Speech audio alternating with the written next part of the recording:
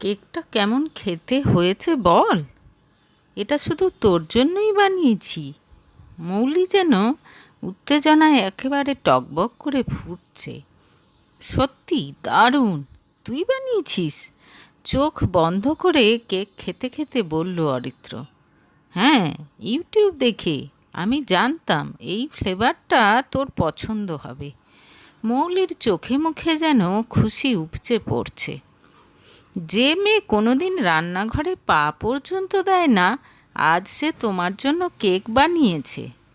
তুমি চাকরি পেয়েছো, সেই খুশিতে কি করবে একেবারে ভেবে পাচ্ছে না। পেছন থেকে কথাগুলো বললেন মৌলির মা। হ্যাঁ, তাই তো দেখছি। কাল থেকে ওর হাবভাব দেখে মনে হচ্ছে চাকরিটা ওই পেয়েছে। হাসি মুখে বলল অরিত্র। তুই কি জানিস আজ আমি কতটা খুশি? লাজুক মুখে বলল মৌলি। আসলে অরিত্রকে নিজের প্রাণের চেয়েও বেশি ভালোবাসে সে। সেই কোন ছোটবেলা থেকে তারা একে অপরকে ভালোবাসে। তবু তার অরিত্রকে সবসময় যেন নতুন লাগে। মনে হয় যেন তারা নতুন নতুন প্রেমে পড়েছে। অরিত্রর চোখে মুখে একটু খুশি দেখার জন্য সে সব কিছু করতে পারে। ওহ, আমি তো ভাবতেই পারছি না আর এক সপ্তাহ পর তুই এত বড় একটা অফিসে চাকরি করতে যাবি। আমার অরিত্র আজ এত সাকসেসফুল হতে পেরেছে, আমার যেন কেমন স্বপ্নের মতো লাগছে সব কিছু। মা চলে গেছে দেখে অরিত্রকে হালকা করে জড়িয়ে ধরে বলল মৌলি। এর পেছনে তোর অবদানও কম নেই। তুই আমাকে অনেক হেল্প করেছিস, অনেক উৎসাহ দিয়েছিস। মৌলিকে জড়িয়ে ধরে বলল অরিত্র। নিজে পড়াশোনায় খুব একটা খারাপ না হলেও মৌলি চিরকাল অরিত্রর ভালো রেজাল্ট নিয়ে বেশি চিন্তিত থেকেছে। অরিত্রর সফলতায় বেশি খুশি হয়েছে। অরিত্রকে উৎসাহ দেওয়ার জন্য নানা জায়গা থেকে কৃতী ছাত্রদের সফলতার কাহিনী জোগাড় করে তাকে শোনাতো সে। যাকগে, আজ বিকেলে রেডি থাকিস, বন্ধুদের পার্টিতে যেতে হবে তোকে। আবার আমি কেন? তোরা ছেলেরা মিলে কর না। না, তুই তো জানিস তোকে ছাড়া চলবে না। তুই রেডি থাকিস, ঠিক 8টায় তোকে নিয়ে যাব। কথাগুলো বলেই বেরিয়ে গেল অরিত্র। আর মৌলি মনোযোগ দিল কেকটা শেষ করায়। মৌলি, এবার খাওয়াটা একটু কন্ট্রোল কর। ওয়েটটা কিন্তু দিন দিন বেড়ে যাচ্ছে তোর। না মা, এমন কিছু বাড়েনি। এখনই 10 কেজি মতো ওভারওয়েট তুই।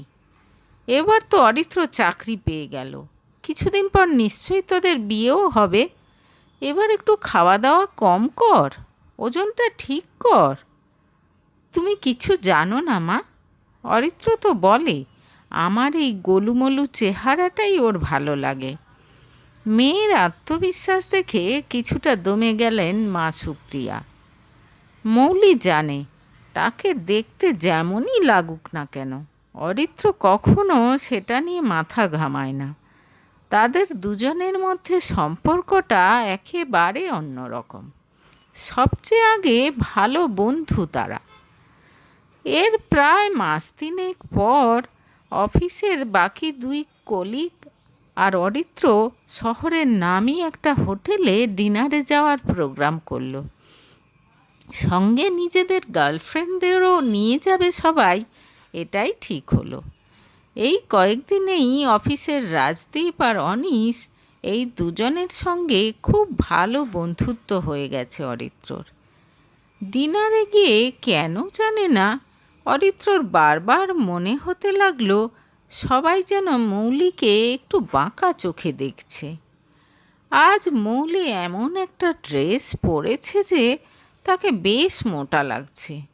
এই কয়েকদিনের মধ্যেই তার মানে কিছুটা ওয়েট গেইন করেছে মেয়েটা। অরিত্রর কেমন যেন অস্বস্তি হতে শুরু করলো। রাজদীপ আর অনিশের গার্লফ্রেন্ড দীপিকা আর শ্বেতা দুজনেই বেশ সুন্দরী। ছিপছিপে গড়ন আর ওয়েস্টার্ন আউটফিটে দুজনকেই খুব স্মার্ট আর আকর্ষণীয় দেখাচ্ছে। তাদের পাশে মৌলি যেন কেমন বেমানান। বেঢপ ফিগারে বেঢপ একটা টপ আর স্কার্ট পরেছে। অরিত্রর কেমন একটা অস্বস্তি হতে লাগলো, যদিও মৌলির সেসব কোনো দিকে হুঁশ নেই। দীপিকা আর শ্বেতার সঙ্গে খুব হেসে হেসে গল্প করে যাচ্ছে সে। সবাই মিলে সেলফি নেওয়ার সময় রাজদীপ যখন তাদেরকে পেছন দিকটায় দাঁড়াতে বলল, মনে মনে ভীষণ কুণ্ঠিত হলো অরিত্র। তার মনে হলো মৌলি মোটা বলেই বোধ হয় তাকে পেছনে রাখতে চাইছে রাজদীপ। ডিনার শেষে ফেরার পথে অরিত্রকে গম্ভীর দেখে একটু অবাক হয়ে গেল মৌলি। কী রে, তোর আবার কি হলো? একেবারে চুপচাপ হয়ে গেছিস। মৌলির বারবার খোঁচানোতেও মুখ খুলল না অরিত্র।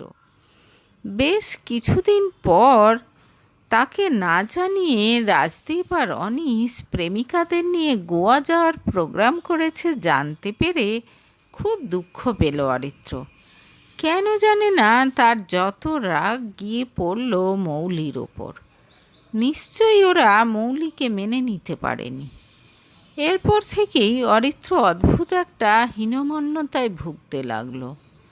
মাঝে মাঝে বিনা কারণেই মৌলির ওপর রাগ দেখাতে শুরু করলো সে। কি এনেছিস এটা? মৌলির হাত থেকে গিফট প্যাকেট নিতে নিতে একদিন বলল অরিত্র। তোর জন্য দারুণ একটা শার্ট পছন্দ হলো। ওহ, এটা পরলে যা মানাবে না তোকে, উত্তেজিত হয়ে বলল মৌলি। আমাকে কেমন লাগবে সেটা নিয়ে তোকে আর ভাবতে হবে না। এবার নিজেকে কেমন লাগছে সেদিকে একটু নজর দে। আয়নায় দেখেছিস নিজের চেহারাটা? দিন দিন একেবারে ধুমসি হয়ে যাচ্ছিস।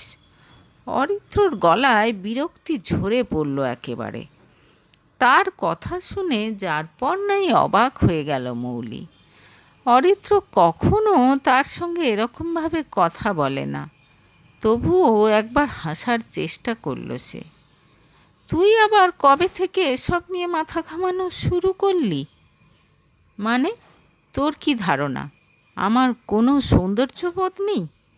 অরিত্রর বিরক্তি যেন আরও বেড়ে গেল। চুপ করে গেল মৌলি। এতদিন আমার গোলুমলু বলে তার গাল টিপে আদর করত অরিত্র, আর আজ এই অরিত্রকে দেখে তার কেমন অচেনা লাগলো।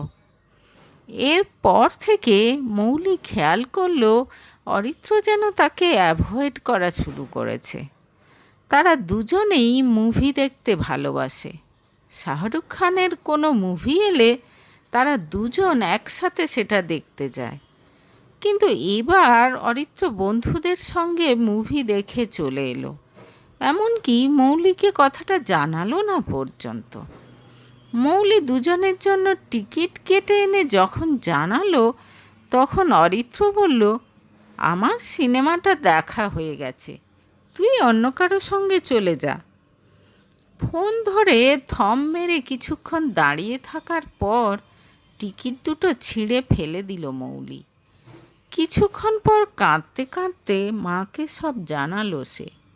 মা তাকে অনেক বোঝালেন।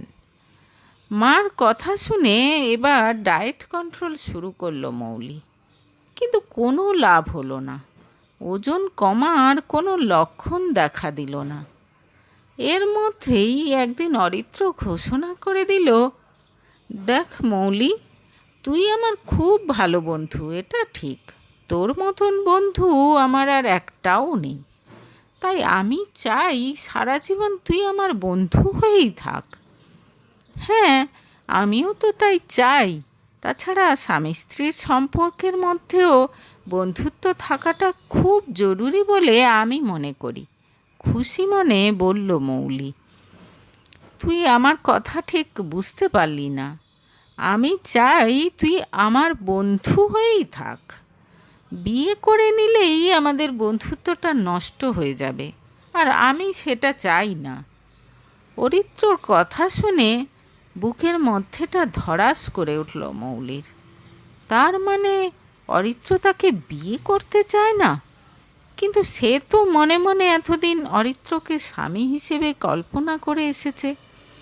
দুজনে মিলে ভবিষ্যৎ নিয়ে অনেক আলোচনাও করেছে তারা এতদিন ধরে। অরিত্র ছাড়া কাউকে জীবনসঙ্গী হিসেবে কল্পনাও করতে পারে না সে।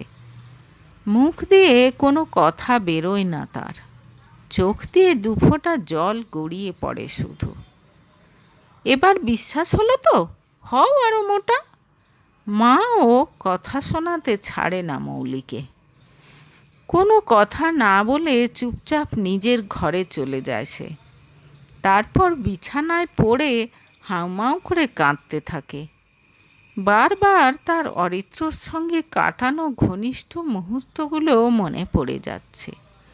মনে পড়ছে অরিত্রদের ফাঁকা বাড়িতে একদিন অন্তরঙ্গ মিলনের পর তৃপ্ত অরিত্র বলেছিল, লোকে কেন যে জিরো ফিগারের পেছনে ছোটে কে জানে, আমাকে তো তোর এই গোলুমলু চেহারাটাই পাগল করে দেয়। নিশ্চয়ই অরিত্র অন্য কারো প্রেমে পড়েছে, মনে মনে ভাবে মৌলি। কিন্তু এরকম পরিস্থিতিতে কি করা উচিত কিছুই বুঝে উঠতে পারে না সে।